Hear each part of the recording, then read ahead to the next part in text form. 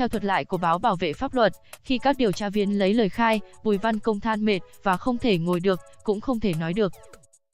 Hiện ngoài việc khởi tố 5 bị can trong vụ nữ sinh Cao Thị Mỹ Dê, sinh năm 1997, huyện Điện Biên, bị sát hại, chưa có thêm diễn biến mới nào khác được công bố. Theo thông tin trên báo Bảo vệ pháp luật, ở trại tạm giam, trừ bị can Bùi Văn Công, thì các đối tượng khác sau khi được các điều tra viên, cán bộ quản giáo động viên, thuyết phục, cảm hóa, đã thành khẩn khai báo cũng như hợp tác với cơ quan điều tra. Riêng đối tượng Công vẫn khai báo thiếu thành khẩn, giở nhiều chiêu trò quỷ quyệt. Theo thuật lại của báo Bảo vệ pháp luật, khi các điều tra viên lấy lời khai, Bùi Văn Công than mệt và không thể ngồi được, cũng không thể nói được.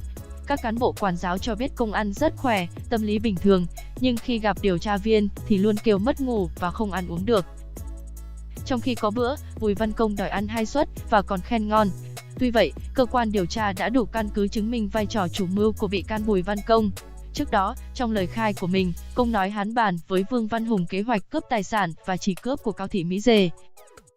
Hắn hẹn Hùng đến chợ hôm 29 Tết để chỉ mặt nữ sinh Dê. Cho Hùng biết và ra tay, công an vẫn đang làm rõ tình tiết công khai chỉ chọn Dê để gây án. Vụ cô gái rau gà bị sát hại, ban chuyên án từng bí mật kiểm tra xe tải của kẻ chủ mưu trong vụ án này. Bị can Bùi Văn Công, sinh năm 1975, trú tại đội 11, xã Thanh Nưa, huyện Điện Biên, bị khởi tố về tội giết người, hiếp dâm, cướp tài sản, tàng trữ chất ma túy, giữ người trái pháp luật.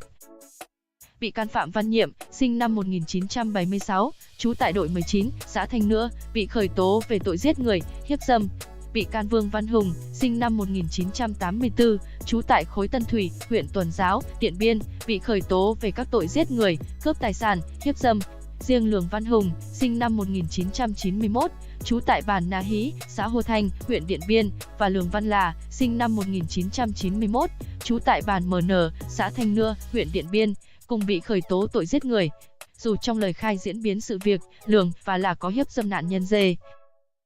Tuy nhiên, theo nhà chức trách, cảnh sát điều tra chưa khởi tố tội hiếp dâm với hai đối tượng này vì cần củng cố thêm chứng cứ, củng cố hồ sơ. Tổng hợp, Bùi Văn Công khai chỉ chọn Dê để gây án.